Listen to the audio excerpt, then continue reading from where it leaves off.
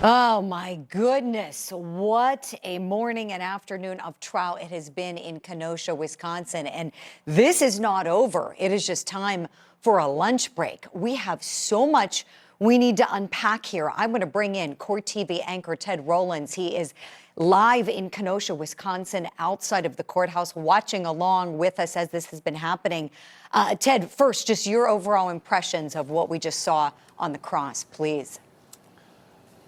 Wow. That was something that I don't think we've seen the like of to that degree in terms of the judge admonishing a prosecutor. It was outside the presence of the jury. They were in the library, which is not the jury room, it's an adjacent room. And I feel like I could hear him up here, a block away up on the roof. I'd be shocked if the jurors didn't hear the judge. He was very upset, and rightfully so, for the legal arguments that you already articulated.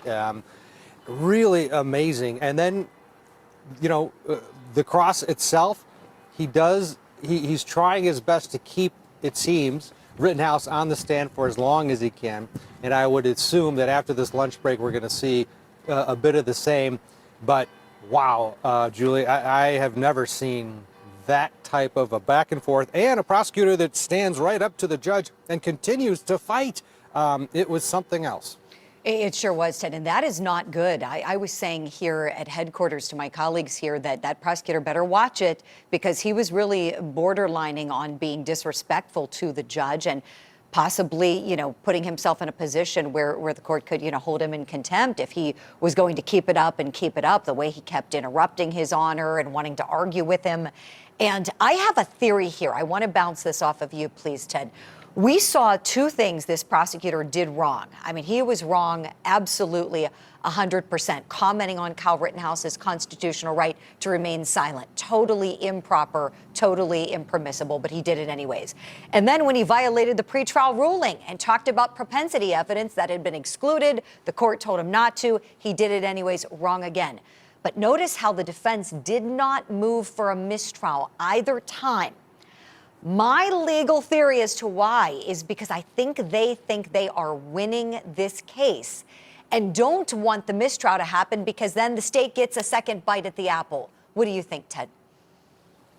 Oh, absolutely. If you're the defense, that's the last thing you want is a mistrial, unless it's with prejudice, which isn't going to happen.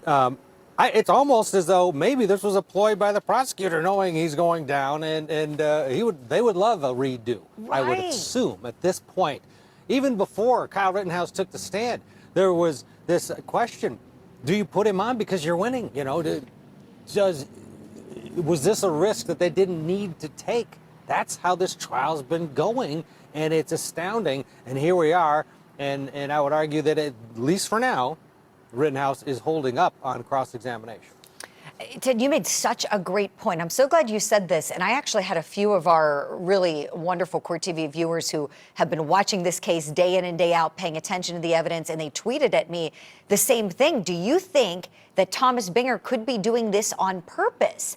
Do you think that he knows he hasn't met his burden, and so he's deliberately trying to cause a mistrial? And you would hope not, but stranger things have happened. I mean, who knows? Because as everyone pointed out, the judge and the members of that defense team, he knows better. He knows better than to do what he did, yet he did it anyways. Do you think that looks desperate to this jury? Or do you think the jury may not even be able to pick up on what he did here? Well, to Judge Schrader's credit, the jury does not understand what is happening. I'm sure they understand that the judge is angry with the prosecutor because of just the way it is unfolded.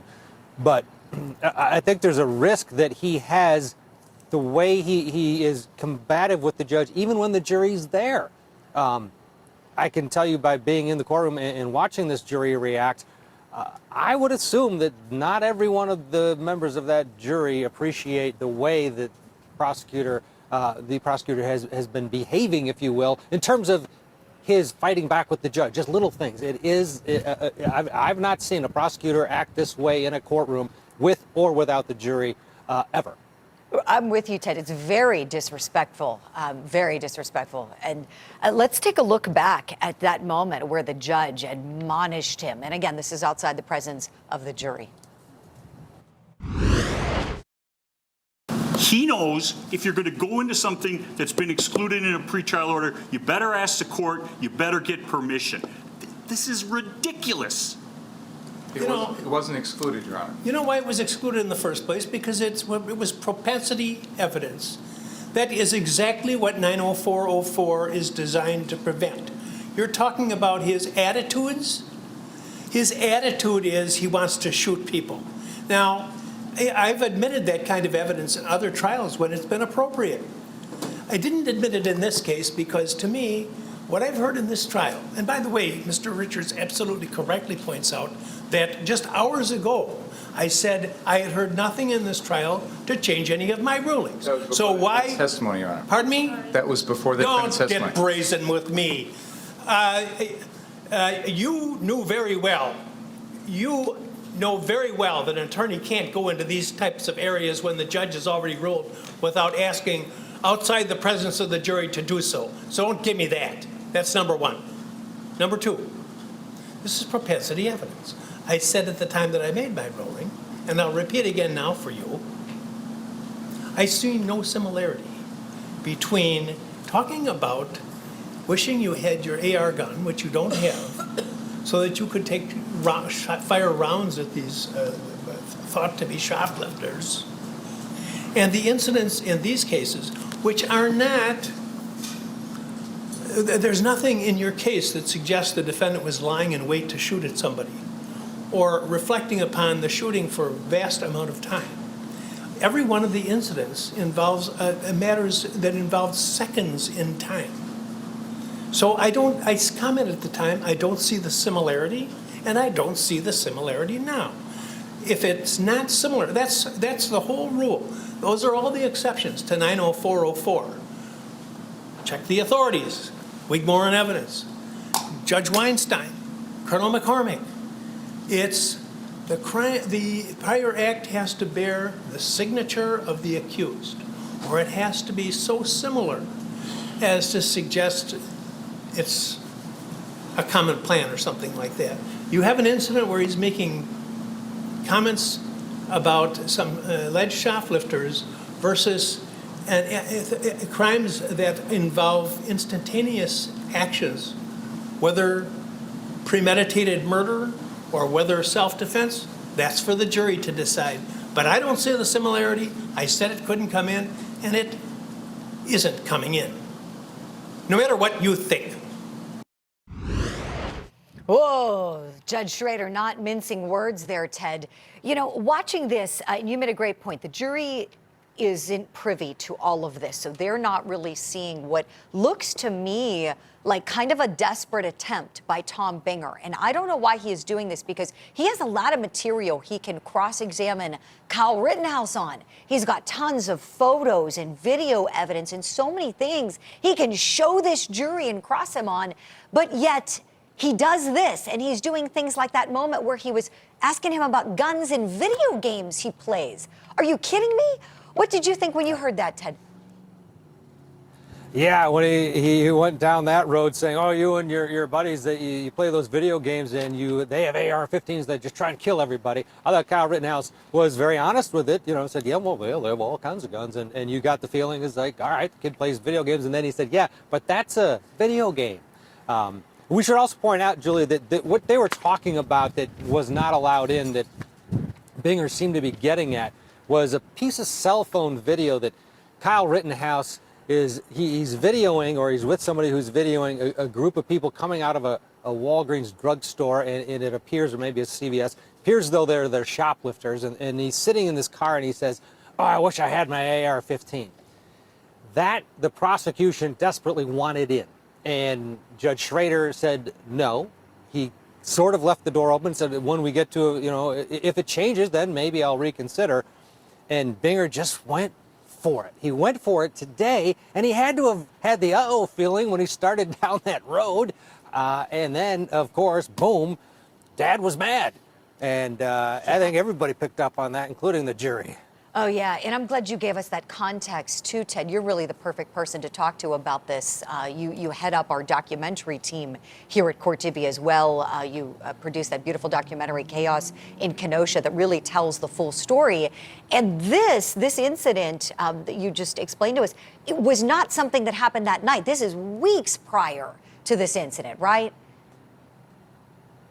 Oh, yeah. And to what the Judge Schrader was talking about is they're two different things. The prosecution tried to get it in because they wanted the jury to think, okay, this was a trigger-happy person that just wants to go around and shoot people that he thinks are in violation of the law. And the judge pointed out that the incidents in this case happened in a split second, that there was not the same contemplation of him sitting back in his car. And that video is disgusting, you know, when you listen to it. The bottom line is the judge said no, and when the judge says no, the answer's no. And when you see defense attorneys pushing the envelope more so than prosecutors. I've never seen a prosecutor leap over a line like we saw today. 2 lines. Oh, you're right, Ted. Twice. He could have caused a mistrial twice. And the judge could have held him in contempt, too, especially when he just kept on arguing and stepping on the judge as the judge was speaking. I was appalled, really. And the other thing, too, is, he's stayed there at that podium, too. Notice that, too. I mean, this cross isn't as involved as it really could be in showing the jury evidence and really being more engaging. It seems like he's kind of talking all around what is really the heart of this case, and that is whether or not those shootings were justified. Which brings me to the next clip I want to show our viewers and talk to you about it on the other side, please, Ted. That's where, on direct examination, as soon as Kyle Rittenhouse started recalling those events and that encounter with Joseph Rosenbaum, he completely lost his composure, broke down, started crying, gasping for air, couldn't even get his words out. This was on direct examination. Let's play it back now. Did you get back? Were you able to go in a northerly direction? I wasn't. Describe what happens. Once I take that step back, I look over my shoulder and Mr. Rosenbaum was now running from my right side. And I was cornered from in front of me with Mr. Zeminski, and there were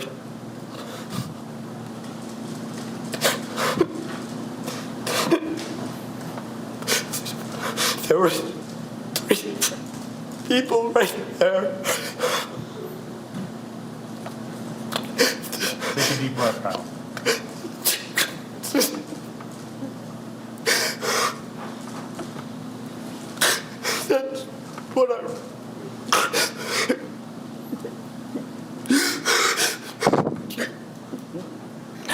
That's what I run. We're going to just take time for our break anyway. You can just relax for a minute, sir.